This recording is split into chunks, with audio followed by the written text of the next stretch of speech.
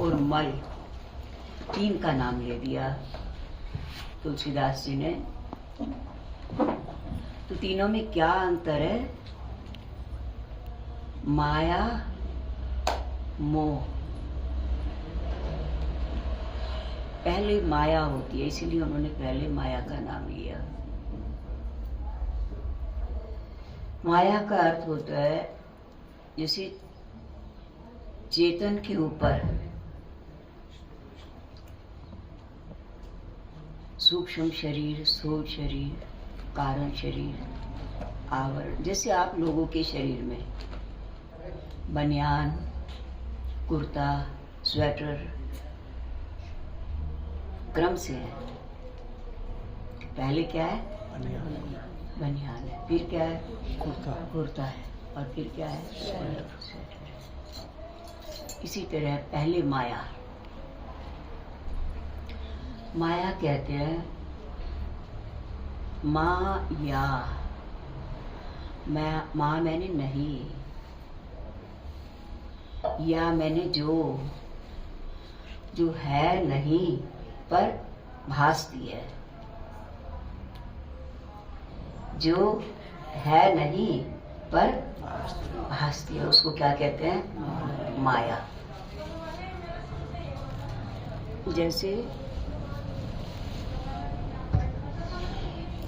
स्वप्न, स्वप्न की जो सृष्टि होती है, मान लिया आप गंगा स्नान कर रहे हो स्वप्न में, तो वास्तव में आप गंगा स्नान कर रहे हो कि नहीं? उस समय जब स्वप्न देख रहे, जब आप स्वप्न देख रहे, उस समय में आप गंगा स्नान नहीं कर रहे होते। आप तो चारपाई पर लेटे हुए होते हो, अथवा आप तो करनाल में हो, अम्बाला में हो, जहाँ जहाँ जिसका घर स्नान होता है वहाँ होते हो। पर आप देख रहे हो एक माया में शरीर है और एक देखने वाला है। एक देखने वाला है और एक माया में शरीर है। माया में शरीर जो दिखाई दे रहा है वो है नहीं, भास रहा है। उसको क्या कहते हैं? भासना। है नहीं, भास रहा है। वो बनियान की तरह है, वो है अविद्या, वो है कारण शरीर। कारण के बिना कार्य नहीं होता। पहले क्या होगा? कारण, फिर क्या होगा? जैसे बीज के बिना वृक्ष नहीं होता। मिट्टी, पानी, हवा, ये सब धरती को मिलता रहे, परंतु उसमें अगर बीज नहीं होगा तो फसल नहीं होगी, और फिर जैसा बीज होगा वैसी ही फसल होगी। उसमें पानी का, मिट्टी का, हवा का, धूप का कोई स्वाद, कोई रंग, कोई रूप नहीं होता। जैसा बीज होगा, बीज के अंदर सब कुछ भरा है, रंग, स्वाद, ऊंचाई, निचाई, सब कुछ, फल, फ्रूट। किसके अंदर? बीज के अंदर। तो इसी तरह से शरीर के अंदर शरीर है। शरीर में कारण शरीर, कारण शरीर मैंने अविद्या, अज्ञान। देह मैं नहीं हूँ,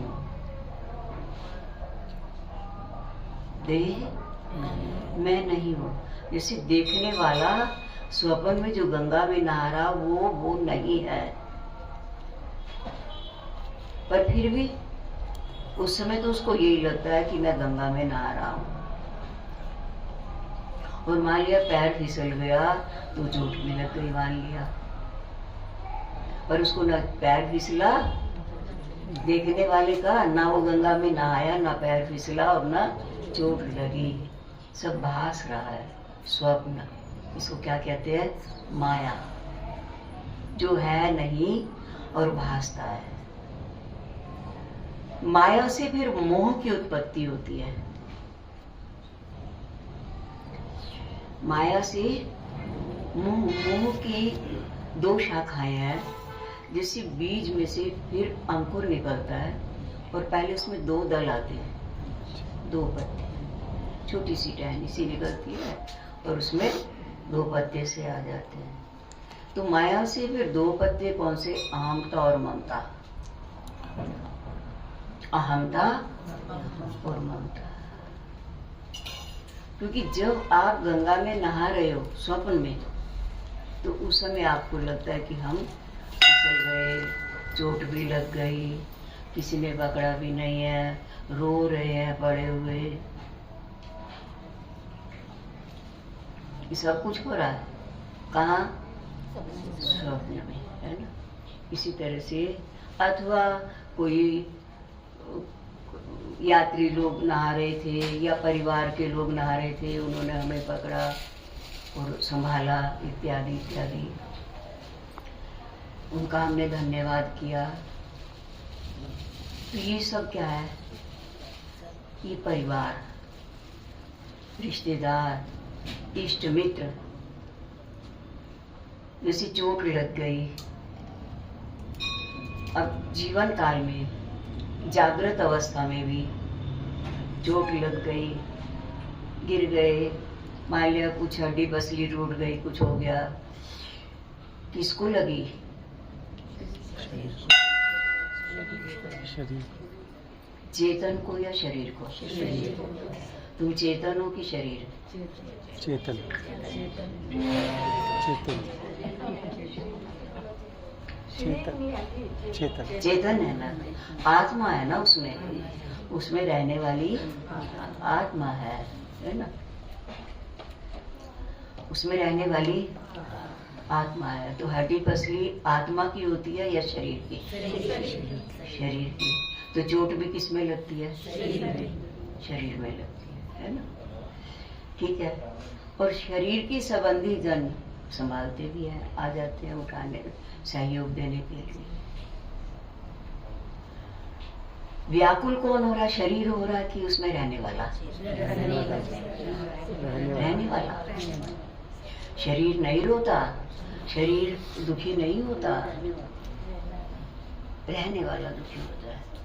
अगर शरीर रहने वाला दुखी होता तो जब बेहोश कर देते हैं और ऑपरेशन करने लगते हैं तो वो दुखी होता है कि नहीं होता?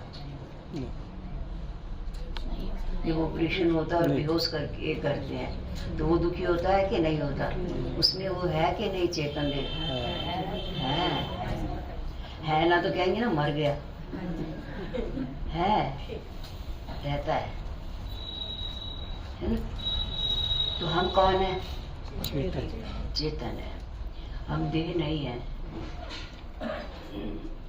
देह का क्रियाकलाप हमारा नहीं है। देह में क्रियाकलाप जो भी होता है संस्कारों के, कभी गए होंगे गंगा जी, उसके संस्कार अंदर पड़े हुए थे, वो स्वप्न के साथ स्वप्न रूप धारण करके हमारे सामने आ गए। ना हमारे रिश्तेदार हैं, संबंधी है या उठाने वाले हैं,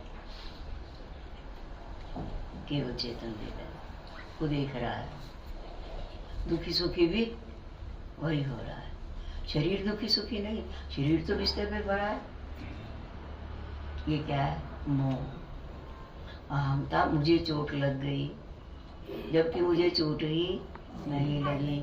मैं गंगा में नहाया ही नहीं, मैं हरिद्वार गया ही नहीं, मैं तो अपने शहर के अपने घर में बिस्तर पर हूँ।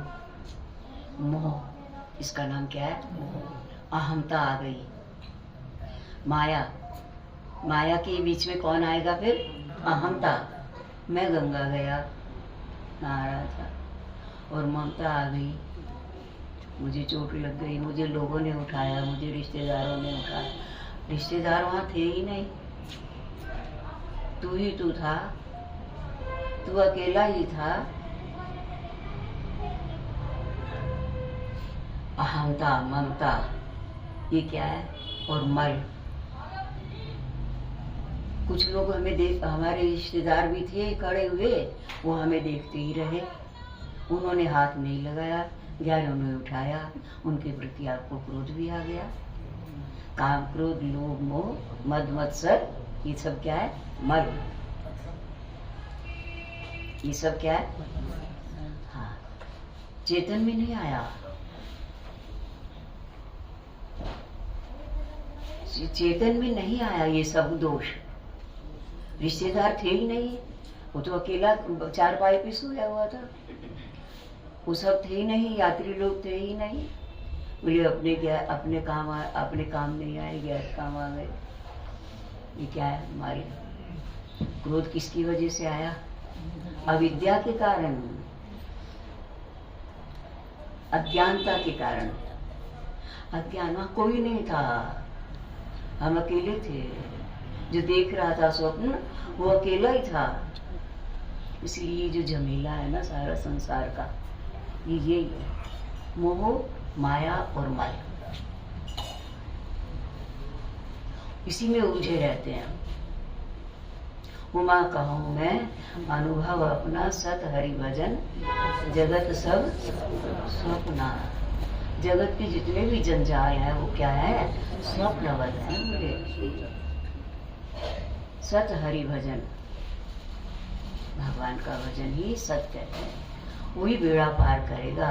जैसे कोई जगा देगा ना आके, किसी ने जगा दिया, रो रहे थे क्योंकि ऑपरेशन हो रहा था या पट्टी बंध रही थी या चोट लगी थी, तो किसी ने कहा क्या बात होगी, क्या क्यों रो रहे? अरे मैं तो गंगा जी में था, मैं तो फिसल गया था। सब दुख खत्म हो गया कि नहीं हो गया? सब खत्म हो गया। इसी तरह से जब ये बोध हो जाए, जब ये ज्ञान हो जाए कि मैं सच्चिदानंद स्वरूप हूँ और सब जहाँ भी चेतन है वो सच्चिदानंद ही है, उसमें कोई फर्क नहीं है। सच्चिदानंद कितने हैं? सच्चिदानंद घन स्वरूप कौन है? परमात्मा। चिदानंद में देह तुम्हारी विगत विकार जान अधिकारी। वो विकारों से रहित है चेतन देव। आत्मदेव, आत्मदेव शरीर के दायरे तक है आत्मदेव, और व्यापक है तो परमात्मा। आत्मा परमात्मा में इतना ही अंतर है बस। केनी में भर लिया तो गंगा जल की केनी हो गई, और शरीर बह रहा है तो गंगा। तो दोनों गंगा में क्या अंतर है तो नहीं अंतर, पर फिर भी अंतर है। बहती गंगा में आप नहा भी रहे हो, कपड़े भी धो रहे हो और सारा कुछ कर रहे हो, अपना लोटा भी मांझ के फिर भर भी लिया उसी में से ही, लोगों को नहाते भी देख रहे हो, और फिर शंकर जी पे चढ़ा दिया, फिर अपनी केनी भी भर ली। गंगा जी झूठी हुई कि नहीं हुई? नहीं हुई। गंगा जी झूठी। और गंगा जल जो केनी में भर के लाए ना, अगर उसमें बच्चे ने मुंह में हाथ दे रहा था, गंगा उसमें हाथ डाल दिया तो झूठी हो गई कि नहीं? वो झूठी सीमित है ना, इसीलिए झूठी हो गई है। तो वो भी गंगा जी, फर्क नहीं है, परंतु वो सीमित हो जाने से किसी तरह से दुख सुख, मान अपमान, लाभ हानि, ये सब नहीं है, कुछ भी नहीं है। व्यर्थ का रोना है, व्यर्थ का रोना है।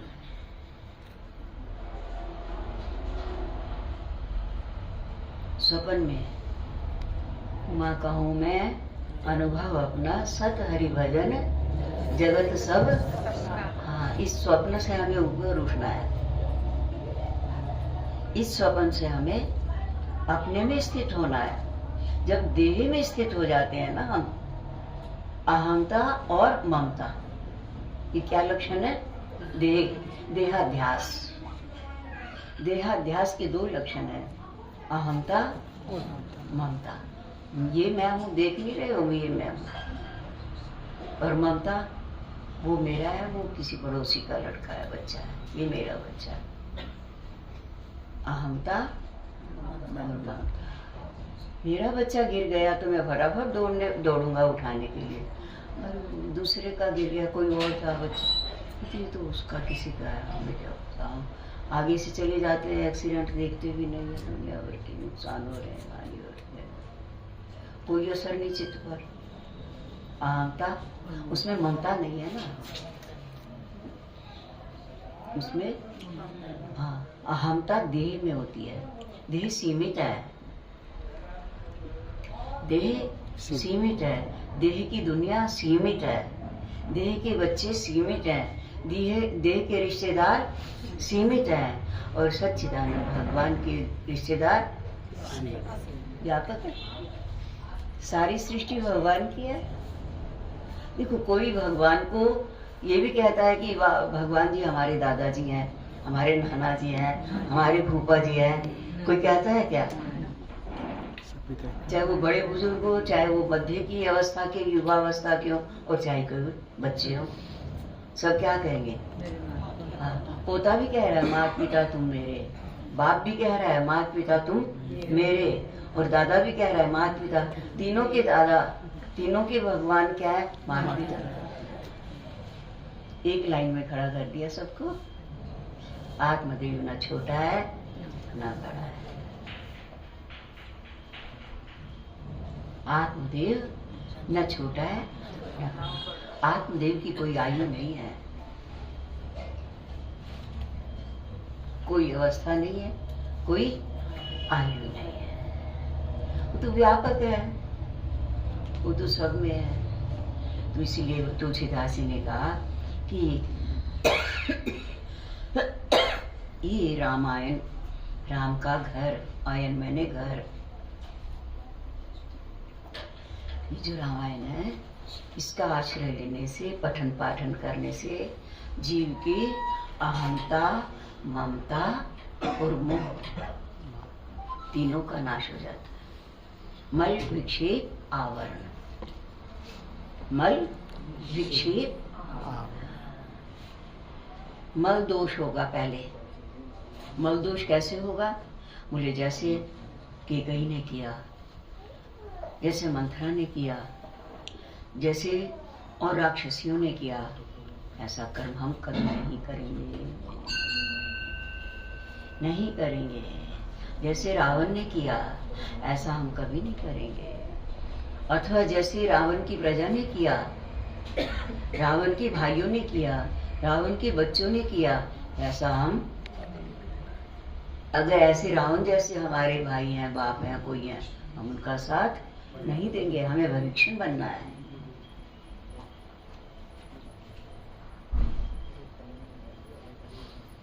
रामायण सिखाएगी ना। केकई ने बचपन में एक संत सोए हुए थे और कालख उठाई और संत के मुंह पे पहुंच दी। जब उठे, वो ऐसे कुछ खुजली हुई देखा उन्होंने, तो वो हाथ पे कालख लगी। शीशा देखा तो सारा ही मुंह काला है। और वो दूर से वो लोग देख भी रहे थे और हंसने लगे जोर से। तो संत को तो बुरा लगना ही था ना।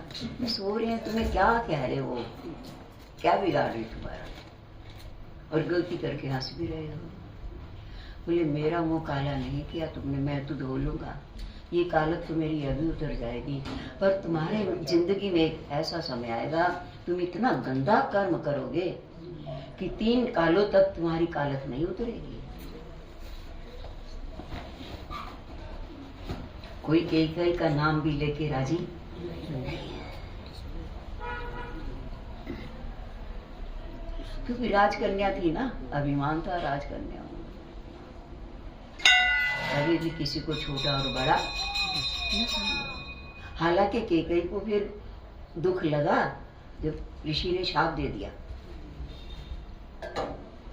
फिर माफी मांगने लगी, फिर संतों का हाथ पकड़ने लगी कि बाबा मुझे क्षमा कर दो। हाथ पकड़ा बाएं हाथ से कि मुझे क्षमा कर दो, दूसरे हाथ से पांव पकड़ने लगी। जब माफी मांग ली, वस्त्र ले आई घर से संतों को देने के लिए, दंड का मंडल, कुछ सेवा भी कर दो कि खुश हो जाए किसी तरह से। उन्होंने कहा बेटी अब जो तूने करना था कर लिया, पर तेरा ये हाथ इतना मजबूत रहेगा कि किसी तरह से भी खंडित नहीं होगा, इसमें कभी चोट नहीं रहेगी।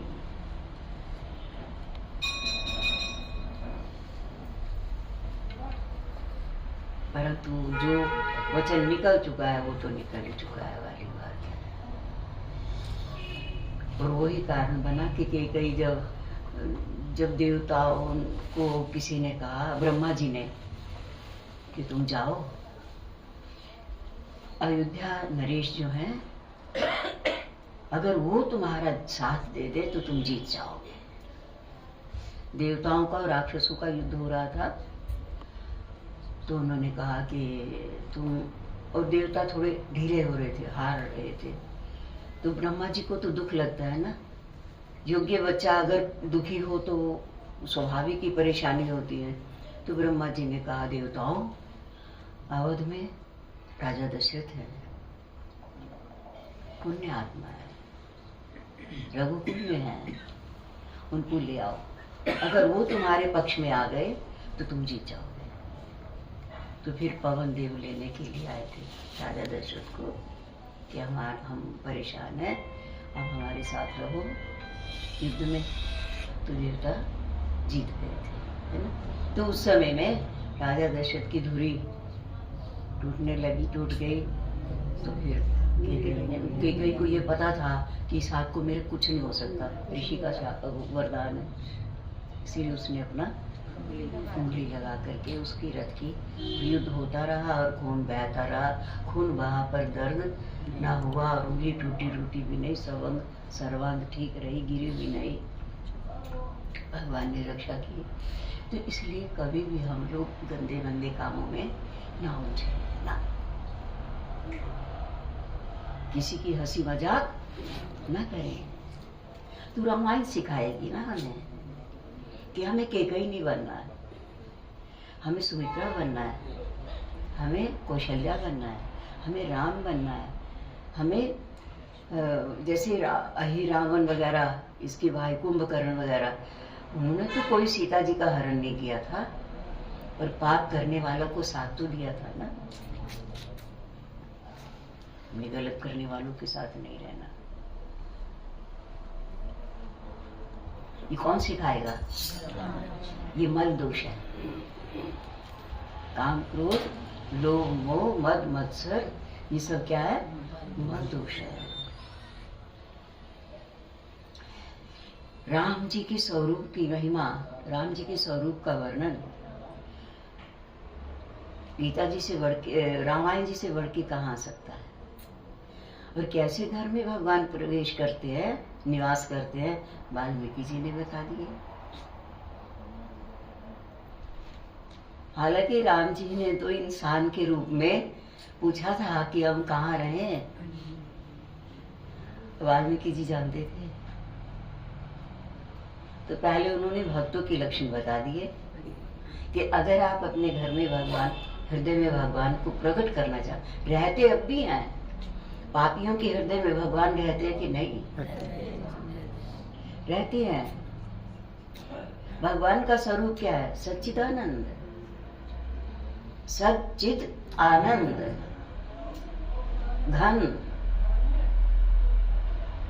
घन घन उसको कहते हैं जिसमें कोई मिलावट नहीं है, उसके अंदर कोई प्रवेश नहीं कर सकता। आत्मस्वरूप में कोई विकार प्रवेश नहीं कर सकता, परंतु आत्मस्वरूप जब खुद ही सूक्ष्म शरीर में आता है, कारण शरीर में आता है, सूक्ष्म शरीर में आता है, फिर स्थूल शरीर में आ जाता है और फिर उलझ जाता है। और कारण शरीर क्या है? अज्ञान, अविद्या। कौन सी अविद्या? स्वरूप का बोध ना होना,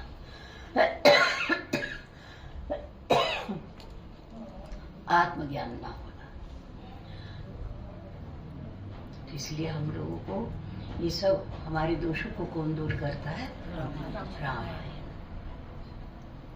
रामायण सतकोटि अपारा। राम जी दूर करते हैं, राम जी प्रेरणा करते हैं, चलो रामायण पाठो, राम भी चले। भगवान तो मौका देते हैं, अब उस मौके का कौन लाभ उठाए ना उठाए, ये उसकी मर्जी की बात है। तो ये सब दोष केवल मनुष्य योनि में आकर ही जीवात्मा खत्म कर सकती है।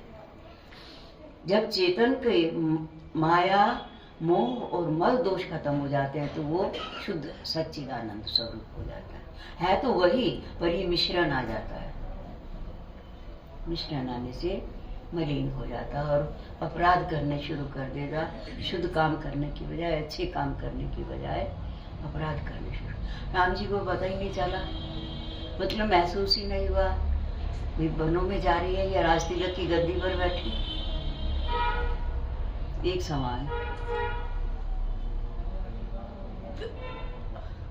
बल्कि जब राजतिलक की बात चली तो कहने लगे सब भाई इकट्ठे ही तो जन्मे हैं, क्या हुआ घंटा 2 घंटे का आगे पीछे हुआ तो इकट्ठे जन्मे, इकट्ठी शादियां हुई हैं, इकट्ठे पढ़ने गए हैं, सारा काम इकट्ठा हुआ, फिर मुझे अकेले को क्यों बिठा रहे हैं गद्दी पर? कोई लोभ लालच नहीं। राम के जीवन में क्या कमी रही? नहीं, कोई कमी नहीं रही। इसलिए हम प्रयास करें, 2 तरह का प्रयास करें, पाठ करें, गीता और रामायण। 2 ग्रंथों का नियम बना के रखें, चाहे बारी बारी से लगा लो अगर कम टाइम है। पर हम ये भी कहेंगे, कामी नारी प्यारी जी में लोभी प्रिय जी निदान।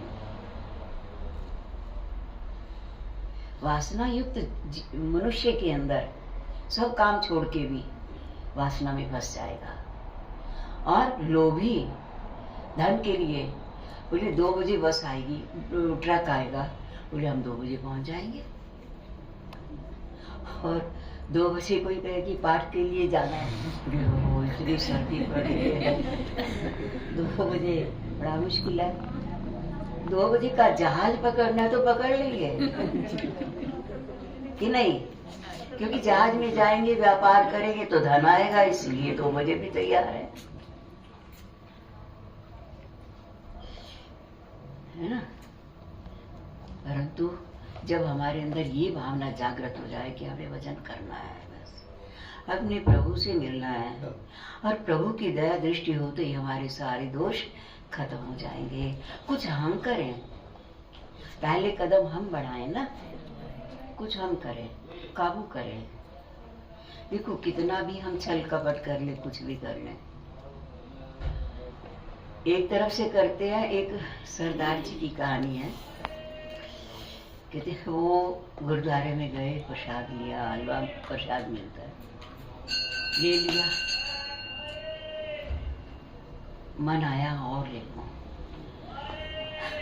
तो उसने दूसरा हाथ कर वो हलवा दूसरे हाथ में रख लिया, फिर वो हाथ पीछे कर लिया, पीछे से कुत्ता खा गया, आगे से मिला नहीं। आगे से क्या हुआ? मिला नहीं। वो देखा ना चिकना था, वो चिकनापन तो हटाना भूल गया। हलवा जब आएगा तो चिकनाहट तो रहेगी ना थोड़ी बहुत में, तो चिकना उन्होंने अभी तो तुमने लिया ही देखो, और पीछे का कुत्ता आगे का, है ना।